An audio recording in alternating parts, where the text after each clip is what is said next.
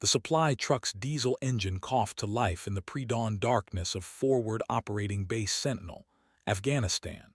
Staff Sergeant Kestrel Vex Voss adjusted her combat uniform and hefted another crate of MREs into the vehicle's cargo bay.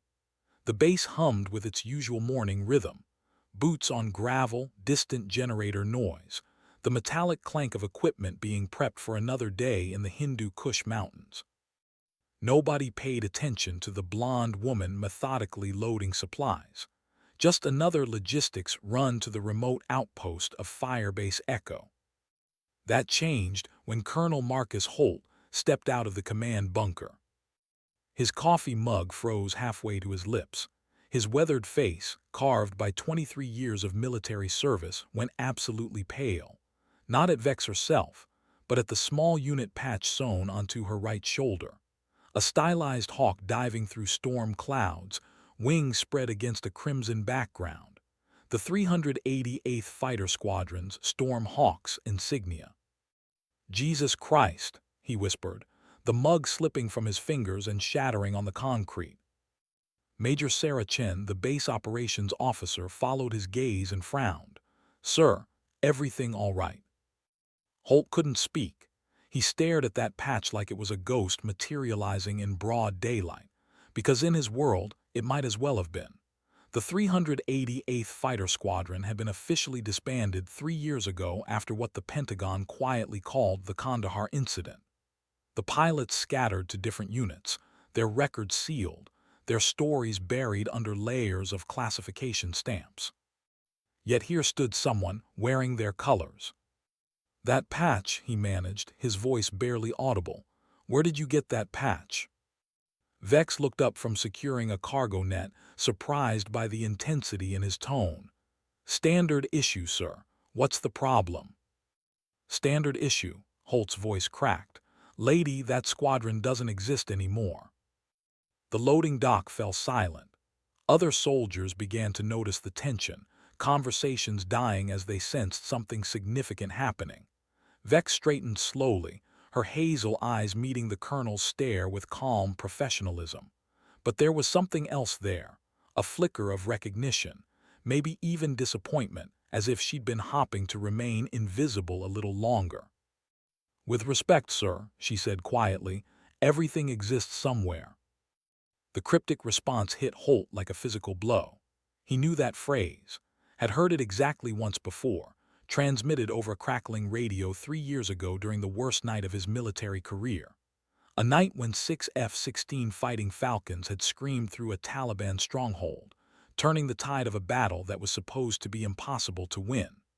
A night when a voice with a slight southern drawl had spoken those exact words before vanishing into smoke and official denials. His hands trembled as he stepped closer. "What's your call sign, Sergeant?" Vex hesitated for just a moment, then squared her shoulders. "Vex, sir." The name hit the small crowd like a thunderclap. The morning sun climbed higher over the Afghan mountains, casting long shadows across Forward Operating Base Sentinel. Colonel Holt stood frozen in place, studying the woman before him with the intensity of someone trying to solve an impossible puzzle. Staff Sergeant Kestrel Voss, call sign Vex, continued her methodical work, but her movements had changed subtly. The casual efficiency was still there, but now it carried the precision of someone who had once guided multi-million-dollar aircraft through enemy fire. "Vex," Holt repeated, tasting the name like it might dissolve on his tongue. "You're supposed to be dead." "Lot of that going around, sir." She hefted another crate, muscles flexing beneath her uniform. "Death gets exaggerated in wartime." Major Chen stepped forward, confusion written across her face. "Colonel, what's this about? Sergeant Voss has been assigned to logistics for 8 months. Exemplary record, no issues." Holt laughed, a sharp, bitter sound. "Exemplary, right." He studied Vex with new eyes, seeing past the supply sergeant facade, the way she held her shoulders, the unconscious scanning of the sky, the calluses on her hands that spoke of flight controls, not cargo straps. "Tell me, Sergeant, what's the current weather at 30,000 feet?" Without thinking, Vex glanced upward. Clear visibility, light crosswinds from the southwest at 15 knots, good flying weather. The response came automatically, then she caught herself, jaw tightening. "Fucking hell," whispered Corporal Mike Torres, who'd been eavesdropping. "She's aircrew." The revelation rippled through the small group of soldiers who'd gathered.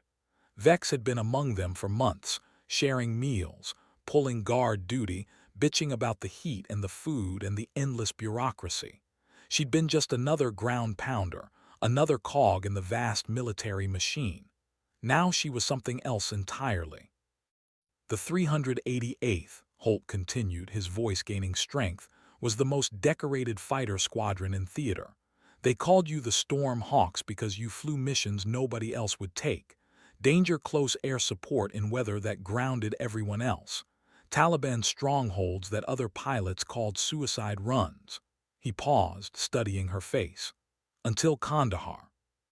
Vex's expression didn't change, but her knuckles whitened around the cargo strap. "I wouldn't know about that, sir. I load trucks." "Bullshit," Holt's voice carried across the loading dock. 3 years ago, 6 F-16s conducted an unauthorized strike on a Taliban command center. The mission wasn't approved. Hell, it wasn't even possible. The weather was shit. The target was in a no-fly zone, and every tactical computer said it was a suicide mission. His eyes never left her face. But somebody flew it anyway. The silence stretched taut as piano wire. Even the base's background noise seemed muted, as if the entire facility was holding its breath. "The mission was a success," Holt continued. 37 Taliban commanders eliminated in a single strike, but when the birds came home, something went wrong. Official reports said mechanical failure, engine fire on final approach. His voice dropped to barely a whisper. Khalsan Vex was declared killed in action. Closed casket funeral, full military honors. Vex finally looked up, her hazel eyes meeting his with surprising steadiness. Maybe she was. The cryptic response sent another chill through the assembled soldiers. Colonel Holt felt the pieces of a puzzle clicking together in his mind, forming a picture he wasn't sure he wanted to see. The Storm Hawks had been disbanded not because of mechanical failure, but because they'd become too inconvenient, too willing to bend rules, too effective in ways that made the Pentagon uncomfortable. "What really happened at Kandahar, Sergeant?" For a long moment, Vex said nothing. Then she turned back to the truck, securing the last of the cargo with practiced efficiency. "Sometimes, sir, the mission requires sacrifices. Sometimes those sacrifices aren't what they seem." She climbed into the driver's seat and started the engine. "Firebase Echo is expecting these supplies." The diesel engine rumbled to life, drowning out any response Colonel Holt might have made. As the truck pulled away from the loading dock, kicking up a cloud of dust in the morning light, he stood watching until it disappeared beyond the perimeter. Major Chen approached cautiously. "Sir, should we?" "No," Holt's voice was firm. "We do nothing, we saw nothing. A supply sergeant loaded a truck and drove to Firebase Echo, that's all." But his eyes remained fixed on the horizon where the truck had vanished, and his mind raced with questions that might never have answers. The road to Firebase Echo stretched like a scar across the Afghan landscape, winding through valleys where the mountains cast long shadows despite the climbing sun. Staff Sergeant Vex drove with the casual competence of someone who'd navigated far more dangerous terrain than this rutted supply route. Her hands gripped the steering wheel lightly, but her eyes constantly scanned the ridgelines above, old habits that no amount of logistics duty could break. The radio crackled to life. "Convoy 77, this is Overwatch. How copy?" Vex keyed the handset. "Overwatch 77, Lima Charlie, over." "Roger 77. Be advised, we've got reports of possible IED activity along Route Indigo. Recommend caution at Checkpoint Bravo. How copy?" "Solid copy, Overwatch. We'll proceed with caution." But even as she acknowledged the warning, part of her mind was elsewhere, 3 years in the past, sitting in the cockpit of an F-16C Fighting Falcon as it screamed through a thunderstorm toward an impossible target. The memory came unbidden, rain hammering the canopy, her hands steady on the controls, the targeting computer painting warnings across her HUD. "Vex, you are weapons hot," the voice of her flight leader crackling through static. "Call the ball." Ball called, Fox 2, Fox 2. She shook her head, forcing herself back to the present. That pilot was dead. Had to be dead.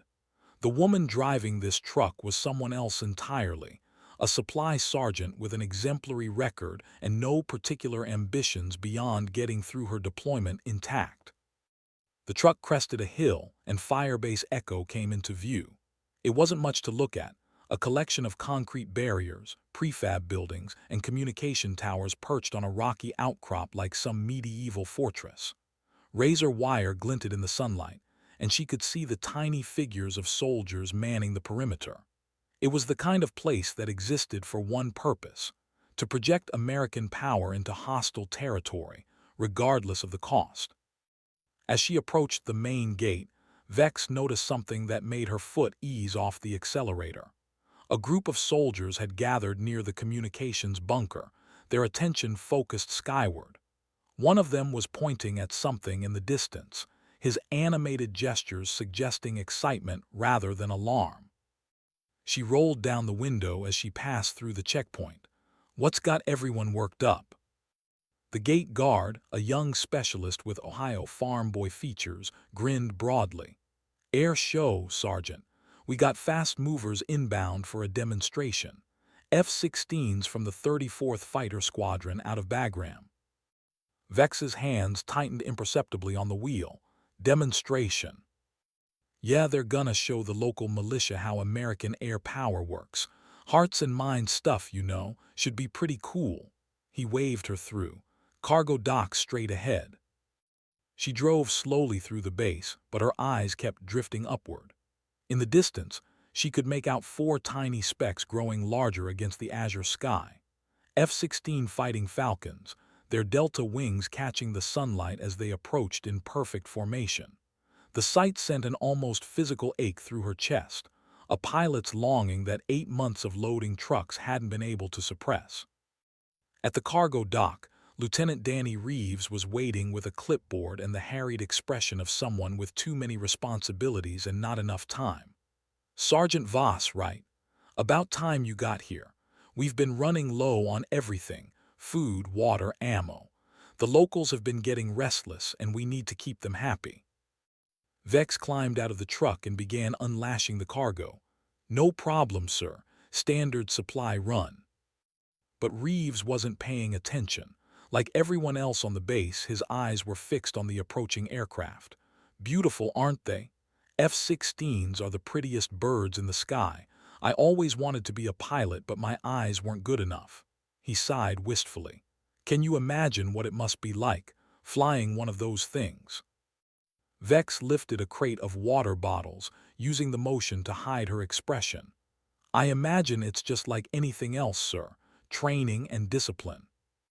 "Just like anything else," Reeves laughed. "Sergeant, those pilots are the elite of the elite. Every one of them is worth their weight in gold. They go through years of training, millions of dollars in education. They're not like us regular soldiers." The words stung more than they should have. Vex set down the crate with perhaps more force than necessary. "Is that so, sir?" "Oh, absolutely. Fighter pilots are a different breed entirely. Smarter, faster, better reflexes. They have to be. When you're flying a $30 million aircraft at Mach 2, there's no room for mistakes." He gestured at the approaching formation. "Those guys up there, they're basically superheroes." Above them, the 4 F-16s had formed up for their demonstration pass. Even from miles away, the sound of their engines was beginning to reach the base, a distant thunder that seemed to make the very air vibrate. Vex found herself holding her breath, every fiber of her being attuned to the approaching aircraft. "Superheroes," she repeated quietly. "Damn right. I bet every one of those pilots has stories that would make your hair stand on end." Vex continued unloading supplies, but her movements had become automatic. Her real attention was on the sky, where 4 fighting Falcons were about to remind her of everything she'd lost. The F-16 swept over Firebase Echo at 300 feet, their engines producing a sound that seemed to shake the mountains themselves. Vex felt the vibration in her bones, a familiar rumble that triggered muscle memory she'd spent 8 months trying to suppress. Her head snapped up involuntarily, tracking the formation as it banked left in perfect synchronization. 4 aircraft moving as one, their pilots linked by training, trust, and the kind of brotherhood that only existed at 30,000 feet. Lieutenant Reeves whooped with delight. Jesus, would you look at that, perfect formation flying. He turned to Vex with the enthusiasm of a child watching fireworks. You ever see anything like it, Sergeant? Once or twice, she murmured, still watching the aircraft. The lead pilot was executing a textbook demonstration pattern. Wide turns to show off the F-16's profile, altitude changes that displayed its climbing ability, and just enough aggressive maneuvering to impress without being reckless. Professional, safe, predictable. Nothing like the kind of flying that had gotten her into this mess. The radio on Reeves' belt crackled to life. Firebase Echo, this is Falcon Lead. How do you read? Reeves fumbled for the handset. Falcon Lead, Echo Base. Read you 5 by 5. Welcome to our little slice of paradise. Roger that, Echo. We're gonna put on a show for your local friends. Keep them at a safe distance. We'll be making some noise. Through the chain-link fence that separated the base from the surrounding village, Vex could see a crowd of Afghan civilians gathering to watch. Men in traditional robes, children pointing excitedly at the sky, even a few women peering from behind compound walls. For them, this demonstration was meant to showcase American power, a reminder that the United States Air Force could reach anywhere, anytime. Falcon Lead, you are cleared for demonstration. Winds are calm, visibility unlimited. Copy that, Echo. Falcon Flight, prepare for show time. The formation began to spread out, individual aircraft taking positions for what looked like a standard air show routine. Vex watched with the critical eye of someone who had once flown similar demonstrations, noting the spacing, the timing, the way each pilot adjusted for the other's movements. They were good, very good. But they were also playing it safe, following a script written by Pentagon bureaucrats who had never pulled GS in anger. Look at that precision, Reeves said, shading his eyes with his hand. Every movement calculated to the inch. That's what real professionalism looks like. Vex nodded absently, but her attention was drawn to something else. The lead aircraft, tail number 880123, was flying with just a slight wobble in its wings. Nothing dramatic, nothing that would alarm a ground observer, but to a pilot's eye, it was as obvious as a flashing neon sign. The bird was experiencing some kind of control issue. Minor, probably, but enough to affect precision flying. She watched more carefully as the formation began its next maneuver. There it was again, a tiny hesitation in the lead aircraft's roll rate. The pilot was compensating well, but whatever was wrong was getting worse. In another few minutes, it would become noticeable to everyone on the ground. Sir, she said quietly to Reeves, you might want to get on the radio. What, why? Lead aircraft has a control issue. Nothing serious yet, but the pilot should probably break off and head home. Reeves stared at her like she'd grown a second head. Sergeant, with respect, how the hell would you know that? You're looking at 4 identical aircraft from 3 miles away. It was a fair question, and one she couldn't answer without revealing things that were supposed to stay buried. Instead, she pointed skyward. Watch the left wing of the lead bird on the next turn. You'll see it. Reeves raised his binoculars, skeptical but curious. The formation began another synchronized turn, and even through the lenses, the subtle irregularity in the lead F-16's movement was barely perceptible. But it was there. I don't see anything unusual. But Vex was already walking toward the communications bunker. I need to borrow your radio, sir. Sergeant, you can't just. She was already inside the bunker, reaching for the base communications array. Her fingers found the correct frequency by instinct, muscle memory, guiding her to the tactical air-to-air channel that all fighter pilots monitored. Falcon Lead, this is Echo Base Ground. Be advised, you have a slight control anomaly visible from the ground. Recommend you check your flight controls. The response came immediately, tinged with irritation. Echo Base Ground, this is Falcon Lead. We show all systems normal. Who is this? Vex hesitated for a fraction of a second. Then she keyed the microphone again. Falcon Lead, your left aileron is sluggish on roll input. It's subtle but getting worse. You might want to cycle your flight control computer. This time the pause was longer.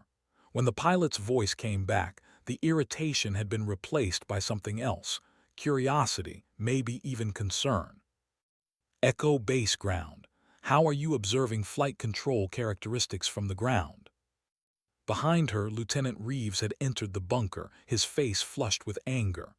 Sergeant Voss, you are way out of line. Get off that radio right now. But Vex was listening to something else. The sound of the lead F-16's engine changing pitch as the pilot ran through his emergency checklist. She knew that sound, had made it herself 100 times during training flights when something wasn't quite right. Falcon Lead, this is Echo Base Ground. How do your controls feel? Another pause, then, Echo Base Ground. You might be right. I'm showing some irregularities now. Who the hell is this? Lieutenant Reeves grabbed the microphone from her hand. Falcon Lead, this is Firebase Echo Actual. Please disregard previous transmission. We have an overeager NCO who doesn't know her place. But the damage was done. Through the bunker's small window, Vex could see the lead F-16 braking formation, climbing towards safer altitude while the pilot worked through his emergency procedures. The other 3 aircraft maintained their demonstration pattern, but she knew the lead pilot's full attention was now on getting his bird safely on the ground. Sergeant Voss, Reeves said, his voice tight with anger, you have some explaining to do.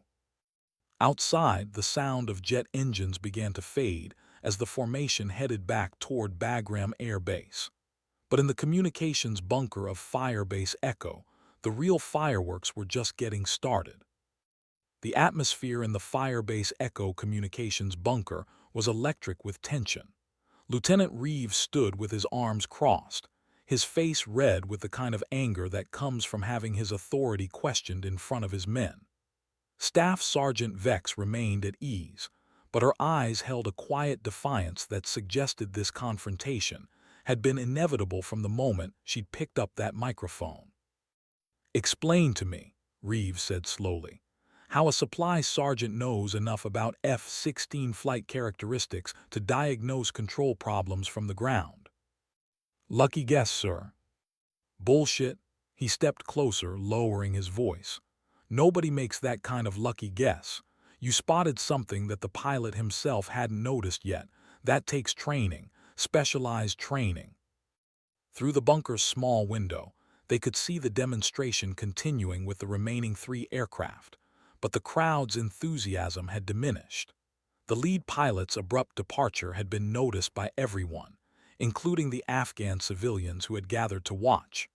What was supposed to be a display of overwhelming American air power had become a reminder that even the most sophisticated machines could malfunction. The radio crackled again. Echo Base, this is Falcon 2, assuming flight lead.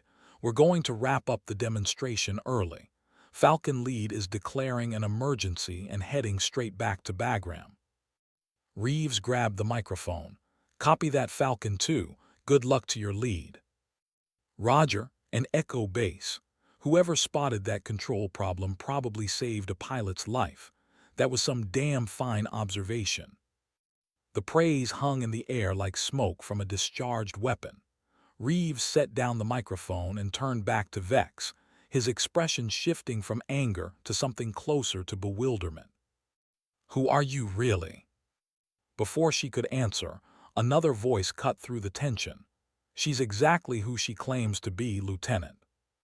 Both soldiers turned to see Master Sergeant Rick Kowalski standing in the bunker doorway.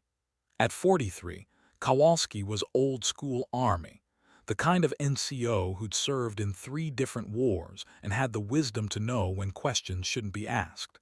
His weathered face was neutral, but his eyes held a warning that even a fresh lieutenant could read. "Master Sergeant," Reeves said, "this soldier just did her job," Kowalski interrupted. "Sometimes the job requires special skills. Sometimes those skills come from places we don't talk about." He stepped into the bunker, his presence immediately filling the small space. "You know what I learned in 22 years of service, LT? Some stories don't need telling. Some backgrounds don't need investigating. What matters is whether someone gets the job done when it counts." Reeves looked between the 2 NCOs, clearly sensing undercurrents he didn't understand. "Are you saying?"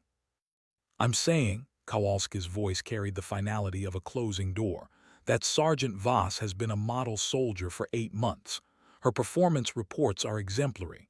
Her security clearance is valid. And today, her keen observation potentially prevented a Class A mishap." He paused, letting the words sink in. "Unless you have specific charges to file, I suggest we all get back to work." The challenge was subtle but unmistakable. Reeves could push this further, could make official inquiries that might uncover uncomfortable truths. But doing so would also draw attention from higher up the chain of command. Attention that a young lieutenant might not survive if he started asking questions about things that were meant to stay buried. "Sergeant Voss," Reeves said finally, "finish unloading your supplies. And in the future, remember that aircraft communications are the responsibility of qualified air traffic controllers, not logistics personnel." "Understood, sir." But as Vex moved toward the door, Reeves couldn't resist one more probe. "Tell me something, Sergeant.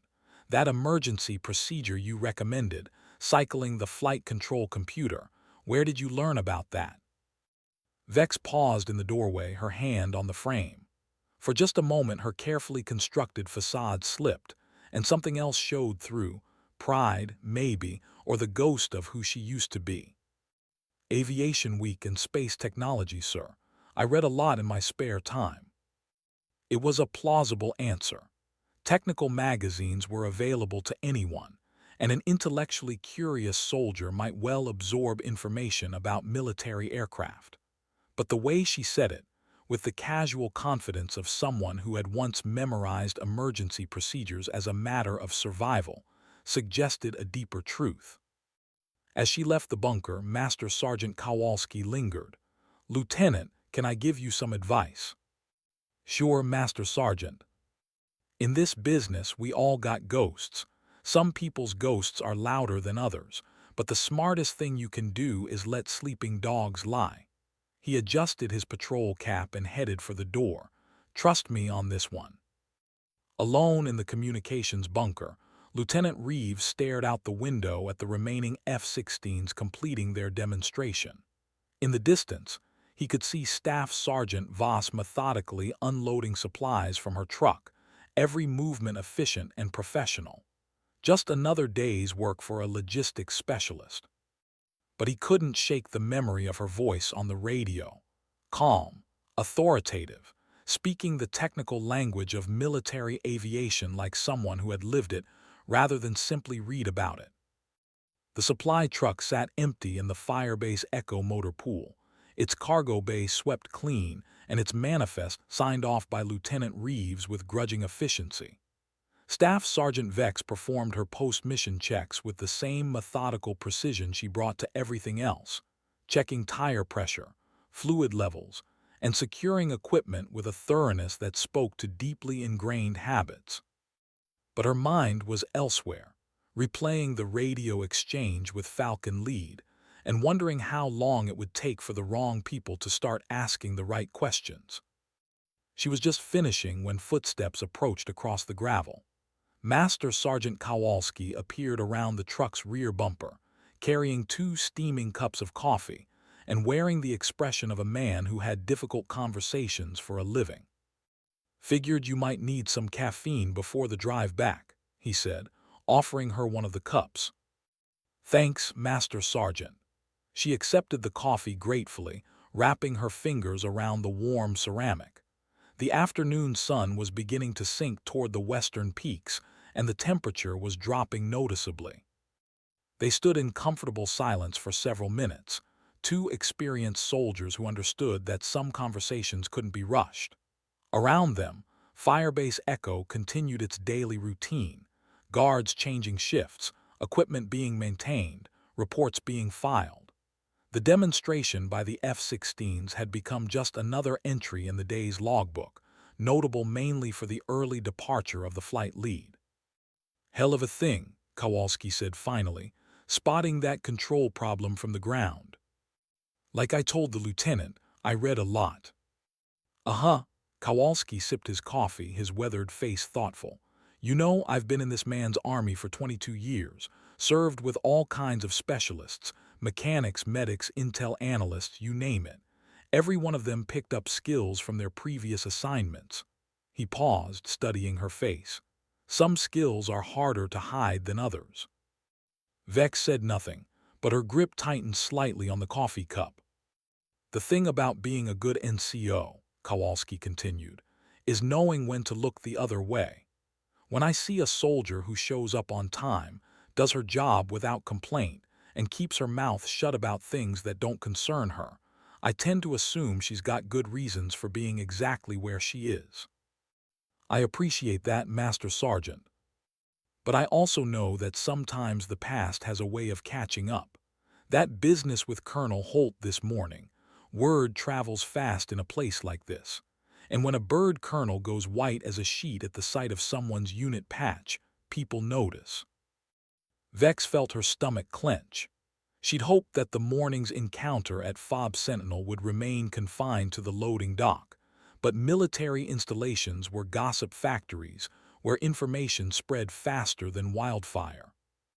I don't know what you're talking about. Course you don't.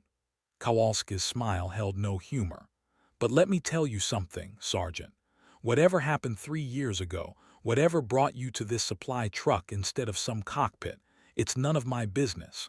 What is my business is making sure good soldiers don't get hung out to dry because someone upstairs gets nervous about old operations. The words hit her like a physical blow. Kowalski knew. Maybe not the details, but he understood enough to be dangerous or protective, depending on which way the political winds were blowing. Master Sergeant, I think you're.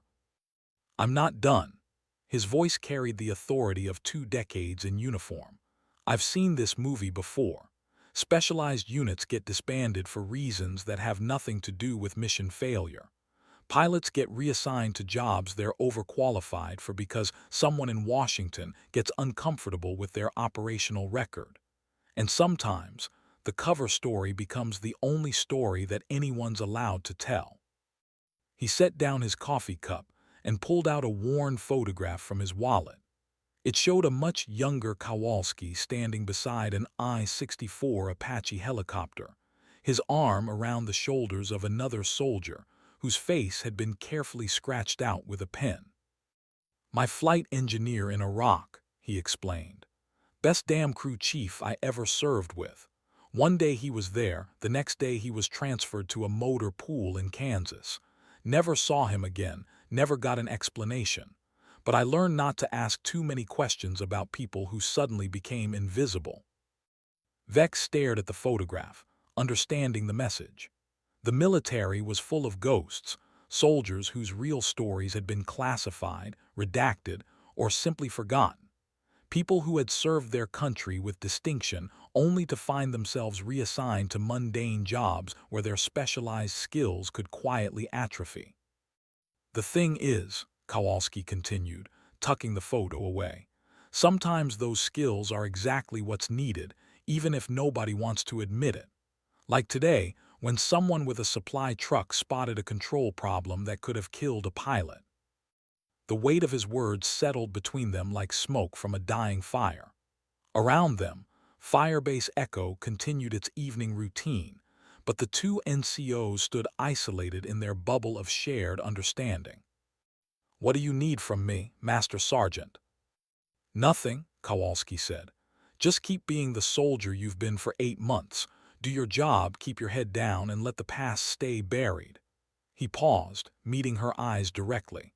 "But if the time comes when that past becomes relevant again, know that some of us remember what loyalty really means." The drive back to Fob Sentinel took place under a sky painted in shades of amber and crimson, the Hindu Kush mountains creating a jagged silhouette against the setting sun. Staff Sergeant Vex navigated the winding mountain road with practiced efficiency, but her thoughts were consumed by the day's events and Master Sergeant Kowalski's cryptic warnings. The empty supply truck bounced over familiar potholes and ruts, each jarring impact a reminder that she was supposed to be nothing more than a logistics specialist with an unremarkable future. The radio crackled to life, startling her from her reverie. "Convoy 77, this is Overwatch. How copy?" She reached for the handset. "Overwatch 77, Lima Charlie." "Roger 77. Be advised, we've got updated intelligence on your route. Possible Taliban movement in Sector 47. Recommend you expedite return to base." "Copy that, Overwatch. ETA 20 minutes." But even as she acknowledged the transmission, part of her mind was calculating angles and distances with the precision of someone who had once plotted attack runs through hostile airspace. Sector 47 was the valley approach to Fob Sentinel, a natural choke point where the road was forced between two steep ridgelines. If someone wanted to interdict a supply convoy, it would be the perfect location for an ambush. She pressed harder on the accelerator, but the aging truck wasn't built for speed. Its diesel engine labored against the incline, producing more noise than forward momentum. Through the windshield, she could see the sun sinking rapidly toward the horizon, painting the world in the kind of golden light that photographers loved and soldiers feared. Twilight was when the enemy moved, when thermal signatures became confused and shadows provided perfect concealment. The road crested a ridge, and she could see the valley below, a narrow corridor between towering rock formations that looked like ancient sentinels. Somewhere down there, Taliban fighters might be positioning themselves for an attack that could turn her routine supply run into a firefight she wasn't equipped to handle. Her sidearm was a Beretta M9 with 2 spare magazines, adequate for personal protection, but hardly sufficient for a sustained engagement. "Overwatch 77. Request immediate air support for my route." The response came after a lengthy pause. 77, negative on air support. All assets are committed to operations in Sector 23. Continue mission as planned. She bit back a curse. In the old days before the budget cuts and personnel reductions, a convoy moving through hostile territory would have had constant overwatch from attack helicopters or close air support aircraft. Now, she was on her own with nothing but a pistol and the hope that intelligence reports were wrong. The truck began its descent into the valley, and Vex found herself automatically scanning the ridgelines for signs of movement. Her eyes had been trained to spot the telltale glint of weapons or the unnatural geometric shapes that marked human presence in natural terrain. It was a skill set that had kept her alive through dozens of combat missions, and old habits died hard. There, a flash of movement among the rocks on the northern ridge. Could have been an animal, but the pattern was wrong. Too deliberate, too purposeful. Someone was up there and they were tracking her progress through the valley. She reached for the radio again. "Overwatch 77.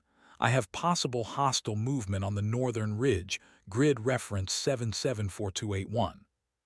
"Copy 77. Can you confirm hostile intent?" Before she could respond, the windshield exploded in a shower of safety glass. The sharp crack of a rifle shot echoed off the valley walls, followed immediately by the distinctive buzz of bullets passing close to her head. The truck swerved violently as she fought to maintain control while instinctively ducking below the dashboard. "Contact, contact," she shouted into the microphone. 7-7 taking effective fire from multiple positions. I need immediate support. More shots rang out, some striking the truck's armored body with metallic spangs, others kicking up geysers of dirt from the road surface. Through the shattered windshield, she could see Muzzle FL,